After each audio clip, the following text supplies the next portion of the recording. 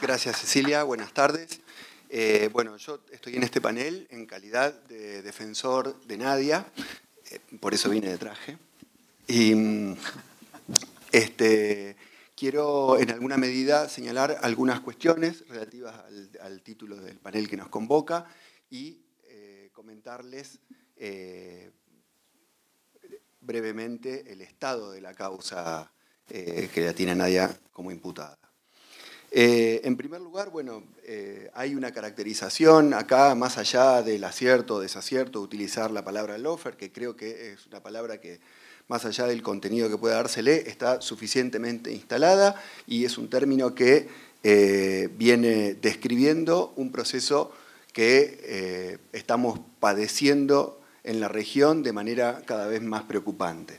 Acá se señalaron algunos ejemplos muy recientes, el caso de Lula, el caso de Dilma, el caso de Correa, Lugo, Zelaya, bueno, Cristina acá en la Argentina. Hay un montón de ejemplos de instrumentalización de la justicia como mecanismo de persecución política. Y esto me parece que es un poco el primer elemento para caracterizar el lawfare, que es una herramienta de persecución política. En segundo término, me parece que es importante señalar que esta herramienta tiene como datos característicos, a diferencia de la persecución política en otras épocas, en donde se recurría al ejército, a los parapoliciales, etc. Ahora se recurre a los medios masivos de comunicación, a algunos grupos económicos, a algunos sectores de la política y a algunos sectores del Poder Judicial. El objetivo pasa por instrumentalizar la administración de justicia para terminar desacreditando e incluso a veces también penando, o sea, encarcelando o de una u otra manera aplicando una pena, aunque no sea privativa de la libertad, a dirigentes políticos, a dirigentes sociales, a personas representativas. Y en ese sentido, con esas herramientas, me parece que podemos empezar a evaluar el funcionamiento de nuestra justicia acá en la provincia de Santa Fe, en la Argentina, en la región. Y podemos también explicar un poco estos procesos a que hacía referencia recién. Lo que me parece más importante, más allá de las cosas que seguramente van a decirse en el panel y que pueden ser un poco más interesantes, es que sí quiero destacar una cuestión, y que es esto que dije recién de la persecución política. Porque la persecución es una manera de mancillar, de degradar, de descalificar a personas. Es decir, de una u otra manera, reducirlos, minusvalorarlos, atacarlos de alguna forma. Y esto implica un sufrimiento concreto. Digo esto porque tenemos la tendencia a teorizar y perdemos de vista, a lo mejor, los padecimientos concretos de muchas personas y nos acordamos cuando a Dilma la corrieron del poder, a Correa lo sacaron de Ecuador, etcétera, etcétera. Nos acordamos cuando ya es tarde de las cuestiones concretas que pueden pasar. Pues bien, una persecución, más allá de lo que pueda decirse, no es algo teórico, sino que es algo que implica sufrimientos concretos para el perseguido. Implica que sus vecinos lo miren de reojo, que los padres de los compañeros de su hijo en el colegio piensen algo habrá hecho, le sugieren a sus hijos que no se junten con los del otro, implica no conseguir trabajo, que se cierren algunas puertas, que algunos amigos dejen de saludar, etcétera, etcétera. Cuestiones que, dichas de esta manera, parecen banales, pero son las que realmente duelen en la cotidianidad de la vida de una persona. Entonces, ¿y esto por qué? Y porque un ataque de estas dimensiones, bueno, sabe dónde pegar, ¿no es cierto? Y la persona que no está prevenida respecto de eso puede terminar cediendo a su individualismo o a su egoísmo y pensar, bueno, algo habrá hecho, o mirá con quién se juntaba, o mirá cómo habla, cosas por el estilo, o a mí no me pasó, y ese signo del individualismo que nosotros conocemos bien, tenemos que estar prevenidos, especialmente contra nosotros mismos, digamos, saber que estas cuestiones pueden estar en marcha y que requieren de nuestro compromiso y fundamentalmente de nuestra solidaridad en esta clase de instancias. Dicho esto, yo estuve ayer en una reunión de apoyo a Nadia y se recordaban un poco la trayectoria de Nadia como abogada y muchas de las cosas que había dado a nuestra comunidad desde su rol de abogada y militante por los derechos humanos, que son muchas, podríamos estar un buen rato enumerándolas y son muy interesantes y no estaría mal hacerlo. Pero me parece más apropiado para el panel justamente hablar de Nadia desde otro lugar. También las personas que tenemos enfrente, las personas que están en contra nuestro, nos definen. Y en ese sentido, y también para hablar de Lofer, es que yo voy a hablar de quiénes son los que hoy están constituidos como querellantes en la causa esta de espionaje, digamos que se habla, ¿no? Los actuales querellantes son el principal accionista de un multimedio de Rosario, un señor Scaglione, el dueño del diario El Litoral, el señor Caputo, dos abogados vinculados a un levantamiento policial de hace 2 años, el secretario general de UPCN, que no está en la causa a causa de su trayectoria gremial, sino porque había habido una investigación sobre un homicidio ocurrido respecto de un financista en una cueva en Santa Fe, exacto, Goldani, y en ese sentido es que había surgido alguna sospecha o algún curso de investigación hacia esta persona, y un ex ministro de Seguridad, diputado que ahora ficha en el PRO, que tiene aspiraciones de ser gobernador.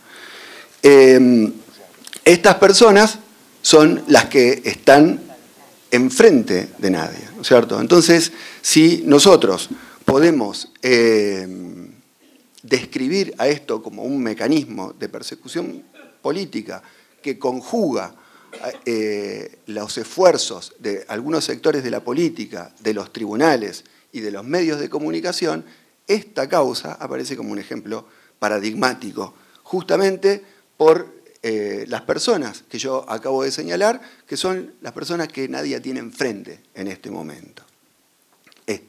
Por eso mismo me parece importante que tomemos conciencia de estas cuestiones ahora, antes de que vengan por nosotros, como decía, parafraseando a Bertolt Brecht, ¿no? Eso en relación al Lofer, sin perjuicio de lo que después se seguirá diciendo en el panel. En relación a la causa, para terminar mi exposición, les voy a dar un pantallazo de cómo se encuentra actualmente. Muchas de las cosas, si ustedes son más o menos lectores informados del diario, a lo mejor ya están al tanto, porque esta es una causa que, curiosamente, se ha litigado más en los medios de comunicación que en los tribunales, ya que en los tribunales prácticamente no hemos conseguido jueces que vengan a poner coto a la investigación de los fiscales o a tratar de controlar qué es lo que están haciendo los fiscales. De hecho, dentro de 15 días va a ser el primer acto formal de esta causa, la declaración imputativa de los que están sospechados, pero nosotros ya llegamos a la Corte pidiendo que pidiendo algún juez que controle ciertos actos de investigación. En concreto, de todas las irregularidades que hay, a la Corte llegamos por una de las tantas que hay, que son quizás las que más palpables, que son todas las irregularidades cometidas alrededor del secuestro y pericia de todos los instrumentos telefónicos e informáticos que se dieron en esta causa. A ver, ustedes saben que hoy por hoy un celular es un importantísimo elemento que tiene que ver con nuestra vida privada. Digamos, en el celular uno recibe mails, manda mensajes, es la sede desde donde interactúa en redes sociales, es decir, prácticamente uno tiene la vida almacenada en un celular. La intimidad es un valor que tiene protección constitucional en el artículo 18 de la Constitución. Como muchos de estos principios y de estas garantías, no es un valor absoluto, claro que puede ser menoscabado con suficientes argumentos y con debidos controles y cortapisas, para empezar, la orden de un juez, ¿no es cierto? Y en segundo término, la indicación precisa de cuánta intimidad va a ser necesario resignar de una persona para poder satisfacer a una investigación. Es decir, habría que haber dicho, a lo mejor, bueno, se puede buscar en los teléfonos, pero hay que buscar en archivos de tal época a tal época, o en archivos de tales características, y punto. Si no, la consecuencia la están leyendo en los diarios, ¿cierto? Especialmente en los diarios del multimedio más grande de la ciudad. Y de la provincia. Claro.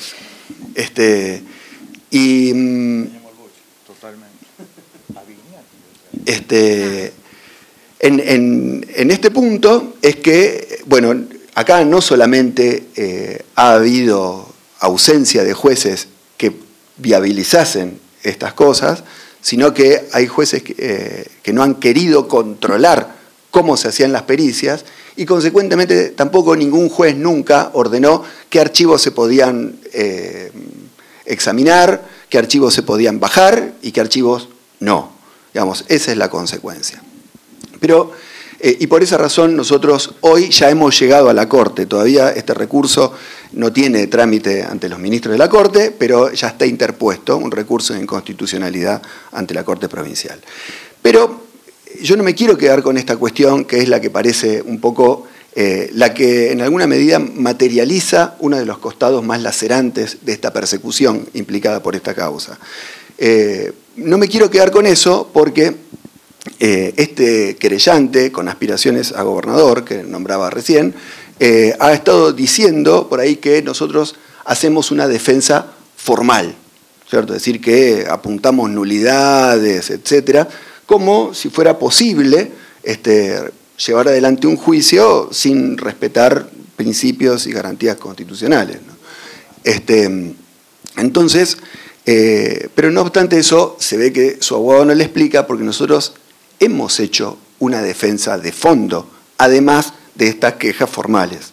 Y la defensa de fondo es muy concreta. A mí me molesta un poco tener que decirla, porque implica hacerle un poco el juego a esto del lawfare. Es decir, explicar por qué Nadia no es una delincuente, ¿cierto? Y tener que dar explicaciones de eso. Porque eso es justamente lo que se busca con esta estrategia del lawfare. Que Lula tenga que explicar por qué tiene un departamento, cosas por el estilo. ¿Por qué? ¿Cuántos centímetros del asfalto había en la autopista de Santa Cruz? No importa todas esas cosas, ¿cierto? Para que se trate de una estrategia mal utilizada. No obstante eso, aún así, en esta causa, esas cuestiones también las hemos hecho. Y lo que nosotros dijimos es lo siguiente: cuando ustedes escuchan que se habla de carpetas, de... ¿Cómo? Sí, se habla de perfilamientos, etcétera. Perfilamientos es la palabra elegida. Pues bien, existen perfiles. Claro que existen perfiles. Existen perfiles por lo siguiente. Estas personas que están imputadas, que no es solamente Nadia, sino es un grupo de 9 imputados hasta el día de hoy en esta causa. Estas personas eran personas que de distintos segmentos del Estado se dedicaban a investigar la criminalidad organizada. Cuando se investiga la criminalidad organizada, no se puede investigar de la misma manera que se investiga el robo de un celular. Es decir, buscar 2 testigos, hacer una rueda de reconocimiento de persona, llamar a la víctima para que reconozca el celular y ya está. Condenamos un ladrón, un punguista, etc. Cuando se investiga criminalidad organizada, cuando se investigan grandes grupos de criminalidad, lo que hay que hacer son infogramas, hay que advertir lazos, roles, penetrar en la vida de instituciones, advertir relaciones sociales, afectivas, económicas, ¿cierto? Eso es investigar la criminalidad organizada. Y para eso, obviamente, que hay que hacer un análisis de estas personas, hay que buscar informes. La mayoría de estos informes ni siquiera era algo muy sesudo, perdón, nadie, digamos, era algo que en la mayoría de los casos pueden hacer ustedes con el teléfono buscando en Google ahora. A lo sumo, había algunas herramientas más, como por ejemplo, accesos a la base de datos Gnosis o Sudamérica Data, que es algo que cualquier estudio jurídico, pagando 800 pesos por mes de abono, puede tener a su disposición, ¿no? Es decir, que se trata, obviamente, en la investigación, aún de grandes organizaciones criminales, hay límites. Por ejemplo, para intervenir un teléfono hace falta una orden de un juez que diga durante cuánto tiempo y a qué teléfono. Pero en esta causa no ha pasado eso. Por esto lo quiero distinguir porque hay otras causas de espionaje que se valían sí de instituciones del Estado, por ejemplo, contra los familiares de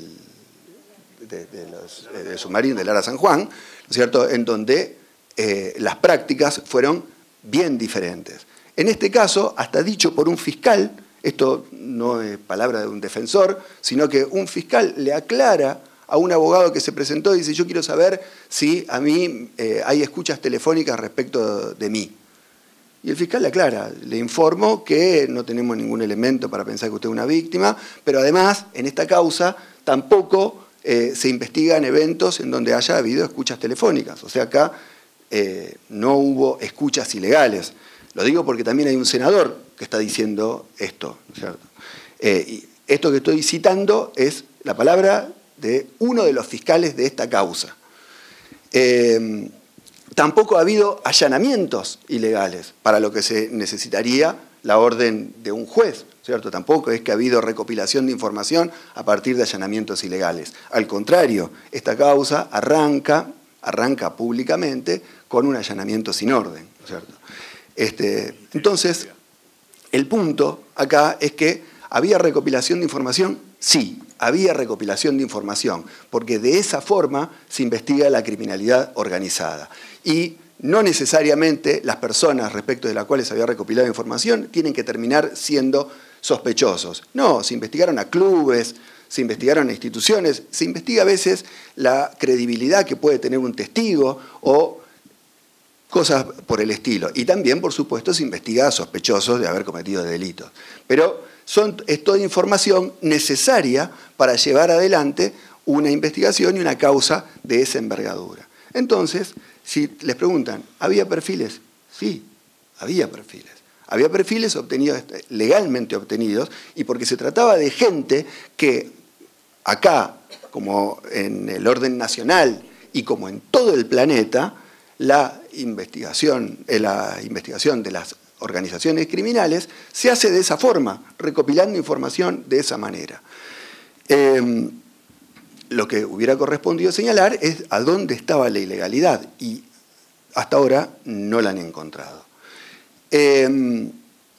Entonces, es más, hay contratos tipos del Ministerio de Seguridad de hace cuanto menos 10 años atrás a esta parte, de personas que el objeto del contrato es análisis criminal, elaboración de perfiles patrimoniales, etcétera, etcétera. Es decir, personas que se las busca y se las contrata desde el Estado para eso. Contratos firmados por los sucesivos gobernadores, desde el actual para atrás, y aprobados por Fiscalía de Estado y contratos, digamos, que aún al día de hoy se siguen haciendo con ese modelo. Entonces, perfil no es sinónimo de delito, sino que es sinónimo de una forma peculiar de investigar a determinado tipo de criminalidad. Esta forma de investigar tampoco es patrimonio de ningún iluminado ni de la gestión que ahora está siendo perseguida, sino que es una forma que, al menos en Santa Fe, de manera sistemática, se hace desde por lo menos del año 2017, ¿cierto?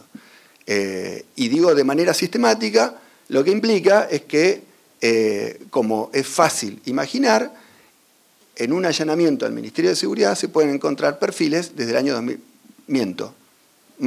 desde el año 2014.